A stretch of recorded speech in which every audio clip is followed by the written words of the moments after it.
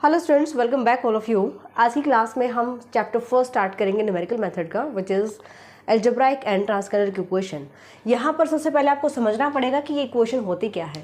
Algebraic and transcendental equation वो equation जो x में पॉलिनोमियल होती है, एक्स में प्योरली एक्स में पॉलिनोमियल हो, या फिर उसमें कॉस एक्स साइन एक्स यानी कि टेन कॉट सीकेंड कोसिकेंड कोई भी टर्म यानी कोई भी ट्रिग्नोमेट्रिक टर्म उसके अंदर हो, या फिर उसमें लॉगरिथमिक टर्म आ जाए या एक्सपोनेंशियल टर्म आ जाए, तो ऐसी इक्वेशन को हम कहेंगे एल्जेब्राइक एंड ट्रांसकैंडल इक्वेशन। हमने क्या बताया, प्योरली एक्स में पॉलिनोमियल होनी चाहिए। इक्वेशन आप बोल सकते हो polynomial is F of x x square plus 2x plus 3, यहाँ पे मैंने लिखा, ठीक है। तो ये हमारे पास क्या है, पॉलिनोमियल। अगर मैं इसको इक्वल्स टू 0 ले लेती हूँ, दिस बिकम्स इक्वेशन। कहते हैं कि एल्जेब्राइक एंड ट्रांसकैंडल इक्वेशन क्या होती है, या तो इस टाइप की इक्वेशन हो या फिर कुछ इस टाइप से आ जाए, x square plus 2x, x की डिग्री जो हो वो 3 भी हो सकती है, 2x plus cos x equals to 0, या फिर यहाँ पे लॉगरिथम की टर्म आ जाए लॉग ऑफ एक्स, या फिर plus e raise to power x. तो इस टाइप की इक्वेशंस होती है, उनको बोलते हैं एल्जेब्राइक एंड ट्रांसकैंडल इक्वेशन। इनका सॉल्यूशन हम कैसे फाइंड आउट करते हैं? अगर एक्स में पॉलिनोमियल होते तो हमारे पास ढेरों मेथड होते हैं एक्स की वैल्यू फाइंड आउट करने के लिए, बट अगर हमें लॉगरिथम की टर्म मिल जाती है एक्स के साथ साथ, अगर एक्सपोनेंशियल टर्म मिल जाती है, अगर ट्रिग्नोमेट्रिक टर्म्स मिल जाती है, उस केस में हम इक्वेशन को कैसे सॉल्व करेंगे, एक्स की वैल्यू कैसे फाइंड आउट करेंगे, उसके लिए बहुत सारे मेथड है न्यूमेरिकल मेथड में, है ना।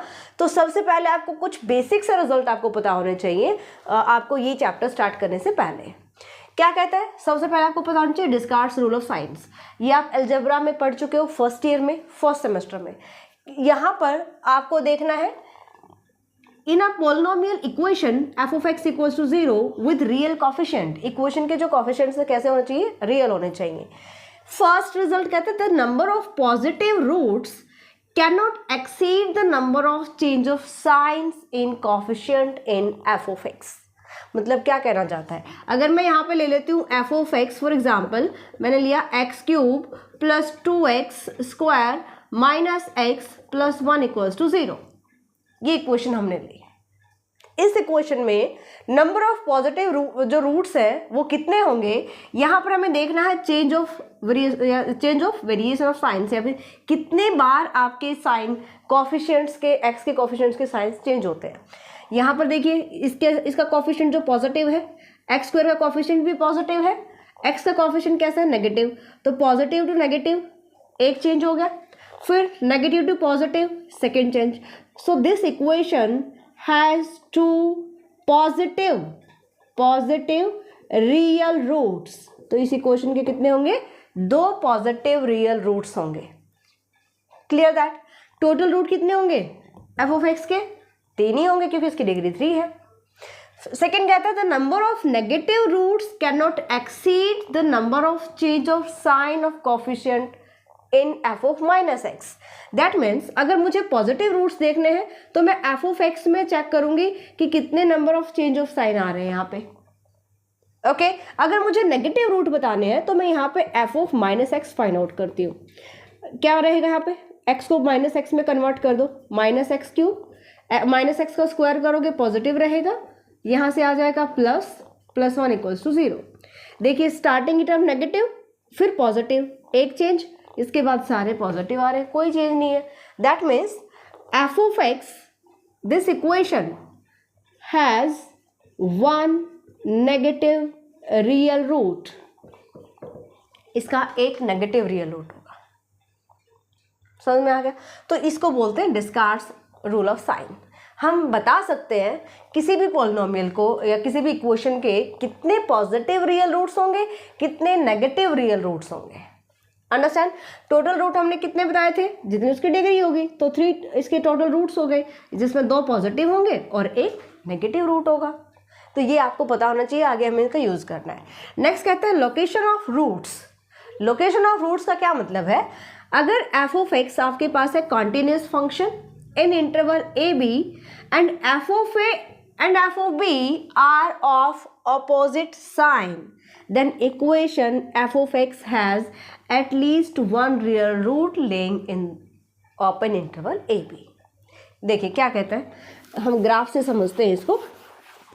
यहाँ पर हमने एक्स एक्सिस वाई एक्सिस लिया, ये मैं ए पॉइंट ले लेती हूँ, बी पॉइंट ले लेती हूँ।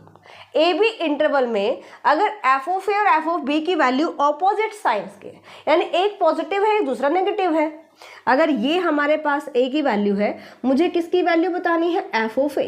एफ ऑफ ए कैसे निकालते हो, अगर F of X equals to 0 equation आपके पास है तो एक्स को ए पुट करोगे ना, तो एफ ऑफ ए की वैल्यू आती है। That means this is the value of Y. F of A मैं ले लेती हूँ पॉजिटिव, हमने लिया एफ ऑफ ए क्या पॉजिटिव, और एफ ऑफ बी हम ले लेते हैं नेगेटिव, क्योंकि दोनों अपोजिट रूट के हैं। एफ ऑफ ए नेगेटिव भी हो सकता है, एफ ऑफ बी पॉजिटिव हो सकता है। ओके, तो ये मेरे पास है एफ ऑफ ए की वैल्यू, ये मेरे पास है एफ ऑफ बी की वैल्यू। ऑल राइट, अब फंक्शन कैसा है, कॉन्टिन्यूस है। फंक्शन कॉन्टिन्यूस है, दैट मीन्स यहाँ से हमारे पास चलेगा ग्राफ और यहाँ तक ग्राफ जो कॉन्टिन्यूस चलता जा रहा है।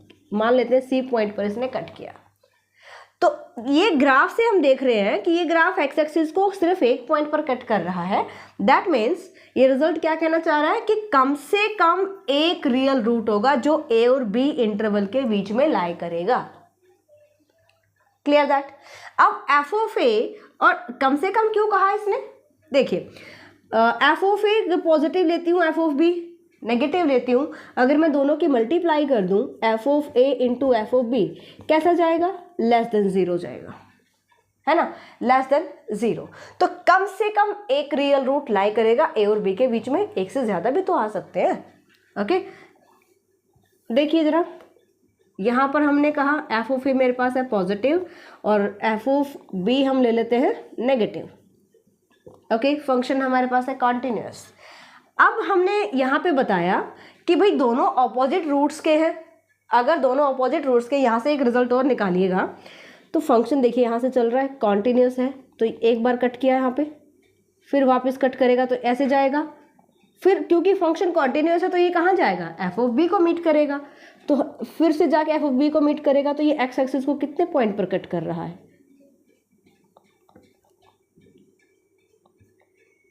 इसको थोड़ा सा ग्राफ को, तो एफ ऑफ यहाँ पर एक्स एक्सिस को आप देख सकते हो कि ये जो ग्राफ है वो 3 पॉइंट्स पर कट कर रहा है, 3 पॉइंट्स पर।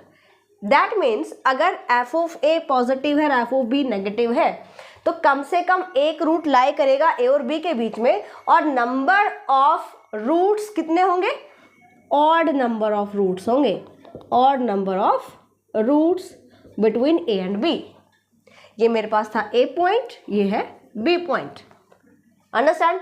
तो अगर आपको ये कंडीशन दे दी जाए, ये कहीं पर भी यूज हो सकता है, कोई कॉम्पिटिटिव एग्जाम देंगे आप, वहां पे भी देखिएगा, ये रिजल्ट बहुत काम आने वाला है।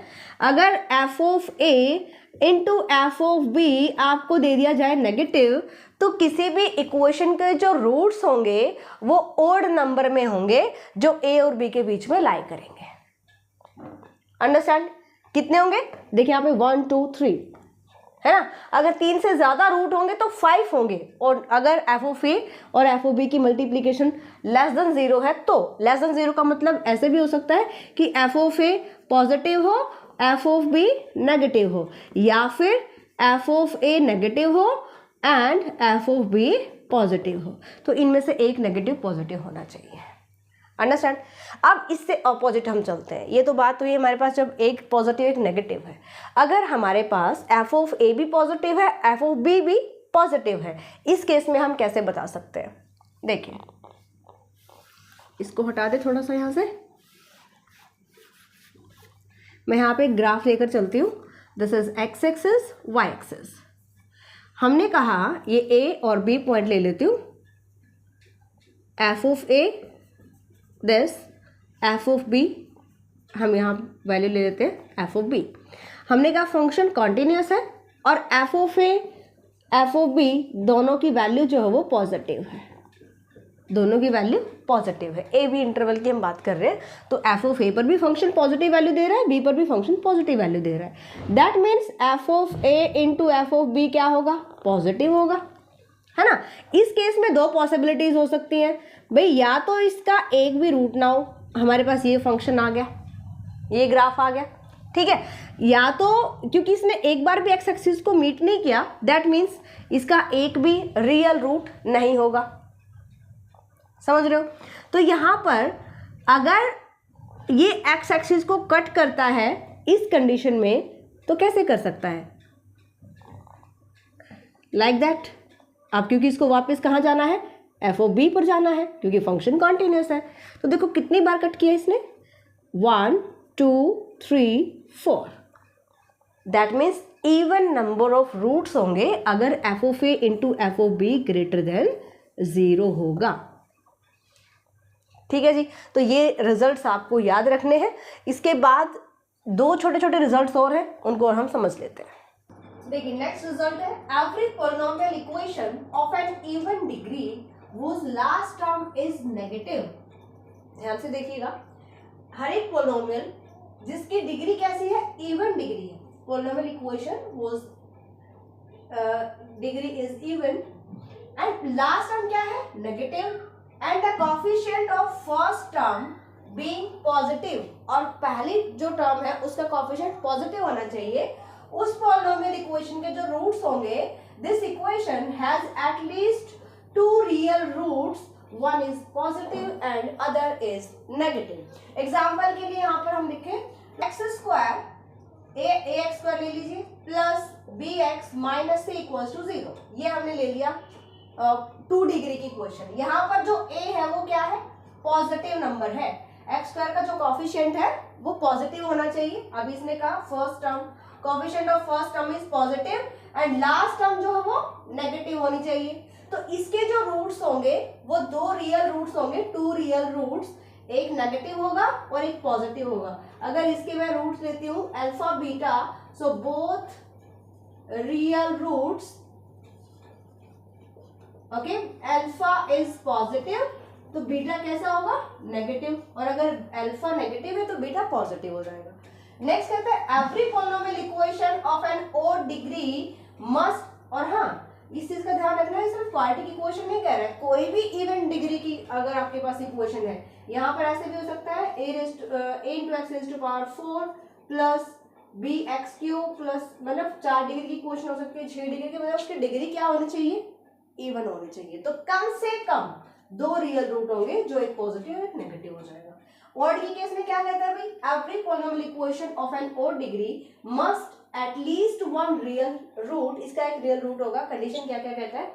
ऑफ साइन, अब जो रियल, इसका जो एक रियल रूट होगा उस रूट का जो साइन है, real root of the sign opposite to that of its last term, the coefficient of first term being positive. यहां पर भी ये कहता है, एग्जांपल के लिए मैं लेती हूँ ए एक्स क्यूब, हमें और डिग्री इक्वेशन लेनी है, A X cube B X square plus C X, last term हमारे पास क्या है? Coefficient of first term is positive और लास्ट टर्म का साइन पॉजिटिव भी हो सकता है, नेगेटिव भी हो सकता है। ओके, चलिए मैं एक बार नेगेटिव ले लेती हूँ, डी इक्वल्स टू 0। यहाँ पर जो ए है वो पॉजिटिव है, लास्ट टर्म का जो कोएफिशिएंट है यानी कि लास्ट टर्म का जो साइन है वो नेगेटिव है। Okay, sign of last term is negative. तो यहां पर इसका कम से कम एक रियल रूट होगा, एटलीस्ट